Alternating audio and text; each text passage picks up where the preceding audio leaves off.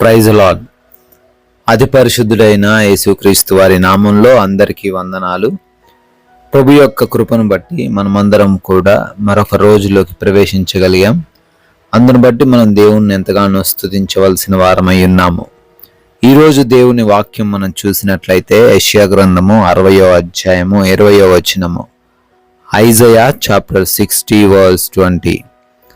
నీ సూర్యుడికను అస్తమింపడు, నీ చంద్రుడు క్షీణింపడు, యెహోవాయే నీకు నిత్యమైన వెలుగుగా ఉండును, నీ దుఃఖ దినములు సమాప్తములగును. Your sun shall no more go down, nor your moon withdraw itself, for the Lord will be your everlasting light, and your days to mourning shall be ended. హల్లెలూయా. ప్రియమైన సహోదరి సహోదరులారా, దేవుడి వాక్యం సెలవిస్తుంది ఈరోజు, నీవు అనుకుంటున్నావేమో ఇక నా పని అయిపోయింది, నీవు అనుకుంటున్నావేమో ఇక నా ఉద్యోగం పోయింది, ఈరోజు నువ్వు అనుకుంటున్నావేమో నాకు వచ్చిన అనారోగ్యం నన్ను బ్రతకనివ్వదు అని, ఈరోజు నీ కుటుంబంలో ఉన్న సమస్యల వలన నీకు అశాంతి ఎదురవుతుంది అని.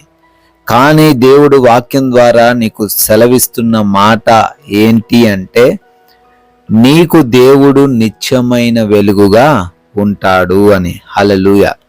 సూర్యుడు అస్తమింపడు, చంద్రుడు క్షీణింపడు. ఈ లోకమంతను కూడా నీకు వ్యతిరేకంగా మారి నీకు వస్తున్నటువంటి ఆపర్చునిటీస్ అన్నీ కూడా బహుశా లాగేసుకుంటున్నారేమో. డాక్టర్స్ అందరూ కూడా ఎక్కడికి వెళ్ళినా నీ రిపోర్ట్ చూసి నెగిటివ్గానే చెప్తున్నారేమో. ఎవరిని సంప్రదించినా నీ కుటుంబం బాగుపడదు, బాగుపడే ఛాన్సే లేదంటున్నారేమో. అయినప్పటికీ నువ్వు కంగారు పడాల్సిన అవసరం లేదు, నువ్వు భయపడాల్సిన అవసరం లేదు, నువ్వు దుఃఖించాల్సిన అవసరం లేదు.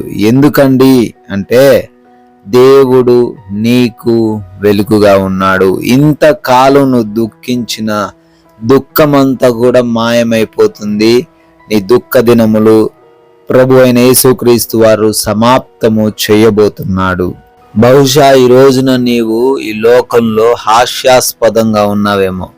నిన్ను చూసిన వారందరూ కూడా ఏం జీవితం ఈ జీవితం అని అంటున్నారేమో. అటువంటి నిన్ను దేవుడు గొప్పగా మార్చబోతున్నాడు. ఎవరి మాటలు పట్టించుకోకు, ఎవరిని గూర్చి ఆలోచించుకు. దేవుని సన్నిధిలో మోకరించి ప్రార్థన చేయి. ప్రభువా నాకు సహాయం చేస్తానన్నావు, ప్రభువా నాకు నిత్యమైన వెలుగుగా ఉంటాను అని అన్నావు, నీవు నాకు తోడయుండు అని ప్రార్థన చేయి. ఇంతకాలం నీ యొక్క దుఃఖము చూసిన దేవుడు నీ జీవితంలో గొప్ప కార్యం చేయబోతున్నాడు, అద్భుత కార్యమైన చేయబోతున్నాడు. సూర్యుడు ప్రతి దేశంలో అస్తమిస్తాడు కదండి. చంద్రుడు 15 రోజులకు ఒకసారి క్షీణించిపోతూ ఉంటాడు కదండి. కానీ దేవుడు మనకి నిత్యమైన వెలుగుగా ఉన్నప్పుడు మనకు అస్తమయం లేదు, ఉదయం లేదు, నిత్యము కూడా వెలుగుగానే ఉంటుందట. మనం చూస్తే యూరోప్లో కొన్ని ప్రాంతాలు నైట్ 12 అయినా కానీ వెలుగుమయమయ్యే ఉంటాయి. అదేవిధంగా నీ జీవితంలో ఎటువంటి పరిస్థితుల్లోనూ నీకు చీకటి రాదు. దేవుడు నీకు వెలుగుగా ఉంటున్నాడు. చీకటి వంటి సమస్యల నుంచి నీకు విడుదల ఆయన ఇస్తాడు. చీకటి వంటి శ్రమల నుంచి ఆయన విడుదల ఇస్తాడు. కాబట్టి ఈరోజు దేవునికి వాగ్దానం చేసిన రీతిగా భయపడకు. దేవుడిని దుఃఖ దినములు సమాప్తము చేయబోతున్నాడు అని సంతోషించి ముందుగానే ఆయనకి కృతజ్ఞతాస్తుతులు చెల్లించి ధైర్యముతో విశ్వాసముతో ఈ జీవిత యాత్రను కొనసాగించు. దేవుడి మాటలు దీవించును గాక. ప్రార్థిస్తాను, అందరూ ప్రార్థనలు ఏకీభవించండి. పరిశుద్ధుడు అయిన దేవా స్తోత్రాలు, సర్వోన్నతుడ వందనాలు.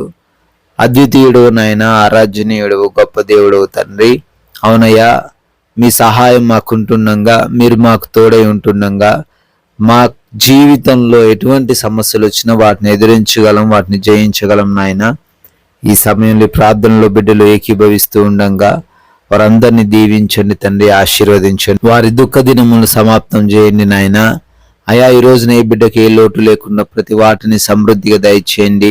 మంచి ఆరోగ్యంతో వారిని నింపండి. వారి ప్రయాణాలను దీవించి మార్గంలో ఏ ప్రమాదము కలగకుండా కాపాడండి తండ్రి. ఈ రోజున ప్రతి బిడ్డ యొక్క ఆశను కూడా నెరవేర్చి మీరే అయా వారందరి ద్వారా మహిమ పొందుకోమని, ఘనత పొందుకోమని యేసుక్రీస్తు వారి ఉన్నతమైన నామంలో ఈ ప్రార్థనను అడిగి వేడుకుంటున్నాం తండ్రి. ఆమెన్.